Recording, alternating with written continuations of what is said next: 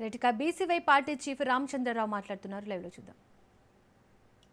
కులదేవతల ఆశీర్వాదం ఉండాలని, భవిష్యత్తులో మన హక్కుల కోసం, మన అధికారం కోసం, మన ఆత్మగౌరవం కోసం చేసే పోరాటానికి దేవుళ్ళందరి ఆశీర్వాదం మనకు ఉండాలని మనస్ఫూర్తిగా మీ అందరి తరపున ఈ సందర్భంగా ప్రార్థిస్తున్నాను. అదేవిధంగా మీరందరూ చూశారు, ఎంత చారిత్రాత్మకమైన ఒక సన్నివేశము, ఒక కార్యక్రమము ఇదే వేదిక మీదుగా చేయడం జరిగింది. అదే శ్రీకృష్ణ జాంబవతుల కళ్యాణోత్సవము. మనందరికీ తెలుసు, శ్రీకృష్ణుడు అంటే సాక్షాత్తు ఆ నారాయణుడు.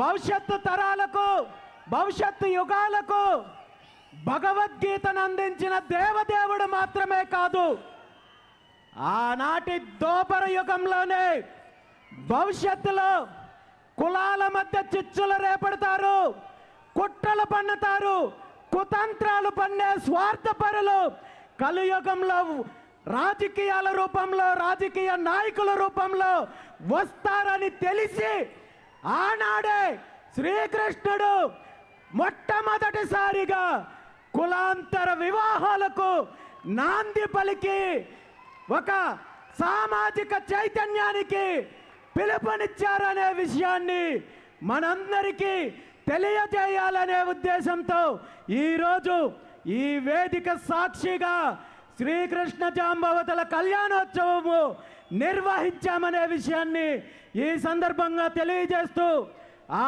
స్వామి అమ్మవార్ల ఆశీస్సులు అందరికీ ఉండాలి. ఈ రాష్ట్రానికి, తెలుగు రాష్ట్రాలకు, దేశానికి మంచి జరగాలి. మన సమాజంలో ఉన్న కుట్రలను ఛేదించి భవిష్యత్తులో అందరూ కూడా ఒక అభివృద్ధి దిశగా వెళ్ళాలని చెప్పి ఈ సందర్భంగా స్వామి అమ్మవారులను ప్రార్థించడంతో పాటు మీ అందరి సమక్షంలో ఈరోజు నేను ఒక్క మాట ఇస్తున్నాను. మనకు ఎన్నో దేవాలయాలు ఉన్నాయి, ఎంతో దేవతామూర్తులు ఉన్నారు, కానీ ఎక్కడ శ్రీకృష్ణ జాంబవతుల యొక్క దేవాలయం మన ప్రాంతంలో లేదు. కాబట్టి రెండు తెలుగు రాష్ట్రాల అందరికీ, ప్రజలందరికీ అందుబాటులో ఉండే ప్రాంతంలో ఆ స్వామివారి అనుగ్రహంతో శ్రీకృష్ణ జాంబవతుల దేవాలయాన్ని నిర్మించి సామాజిక చైతన్యానికి మరో అడుగు ముందుకు వేసే దిశగా ప్రయత్నం చేస్తాను, అది సాధిస్తానని చెప్పి ఈ సందర్భంగా మీ అందరికీ తెలియజేస్తూ, దాంతోపాటు ఈరోజు మీ అందరికీ తెలుసు, బీసీ సింహగర్జన. చాలామంది నన్ను అడిగారు, బీసీ సింహగర్జన అనే పేరు ఎందుకు పెట్టారు? ఇది బీసీ గర్జనో లేదా బహుజన గర్జనో లేదా మరో గర్జన అని పెట్టచ్చు కదా, సింహగర్జన అనే పేరెందుకు పెట్టారని చెప్పి చాలామంది పెద్దలు నన్ను అడిగారు. దీనికి ఖచ్చితంగా కారణం ఉంది. సింహానికి ఒక లక్షణం ఉంటుంది. సింహానికి ఒక లక్షణం ఉంటుంది.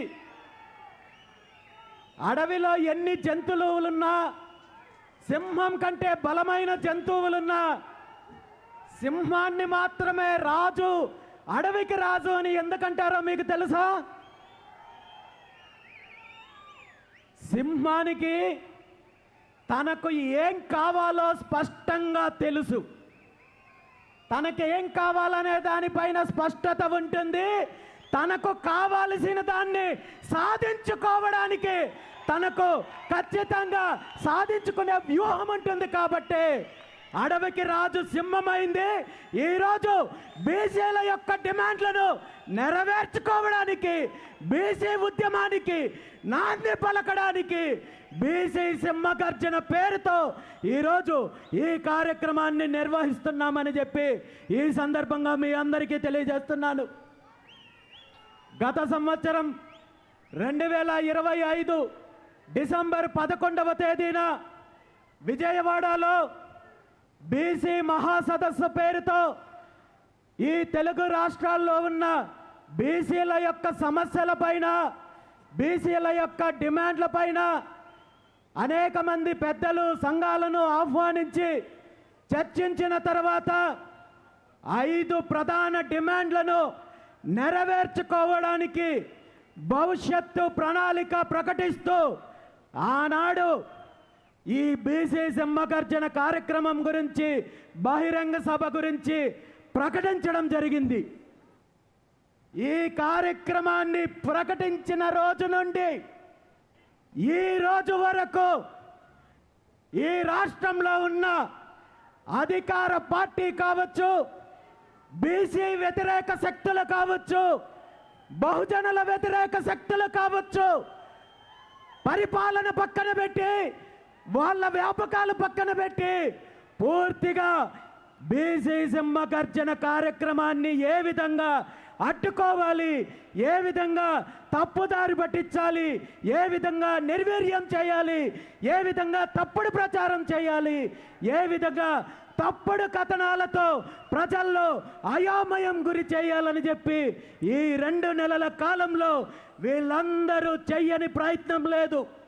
చివరికి ప్రభుత్వము, పోలీస్ డిపార్ట్మెంట్ అడ్డం పెట్టుకొని ఈ కార్యక్రమానికి అనేక కుంటి సాకులు చెప్తూ పర్మిషన్ నిరాకరించే విధంగా ఒత్తిడి తీసుకొని వస్తే చిట్ట చివరి ప్రయత్నంగా ఈ రాష్ట్రంలో ప్రజాస్వామ్యాన్ని నిలబెట్టడానికి, భారత రాజ్యాంగాన్ని కాపాడడానికి ఉన్న ఒకే ఒక్క ఆయుధము గౌరవ హైకోర్టుని సంప్రదిస్తే హైకోర్టు వారు శాంతియుతంగా, ప్రజాస్వామ్యబద్ధంగా జరిగే ఈ కార్యక్రమాన్ని అడ్డుకునే హక్కు మీ ప్రభుత్వానికి లేదని చెప్పి అనుమతి ఇవ్వడం వల్లే ఈరోజు ఈ కార్యక్రమాన్ని మనం చేసుకోగలుగుతున్నాము. మీ అందరి ముందుకు నేను వచ్చి మాట్లాడుకుంటున్నాను. కాబట్టి ఈ సందర్భంగా 2 తెలుగు రాష్ట్రాల్లో ఉన్న బీసీ ప్రజలందరి తరపున గౌరవ హైకోర్టు వారికి మనస్ఫూర్తిగా పాదాభివందనం తెలియజేస్తున్నాను.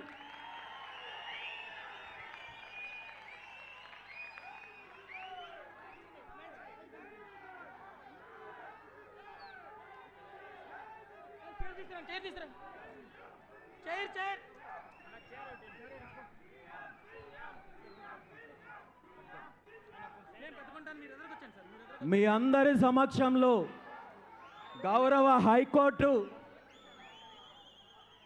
ఇచ్చిన ఈ అవకాశం కృతజ్ఞతగా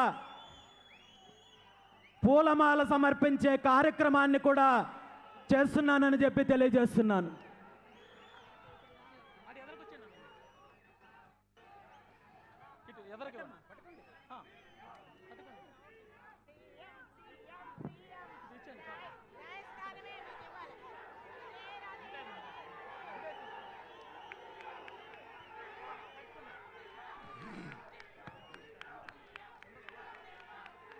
తీసేయండి, వెనక్కి పెట్టేయండి.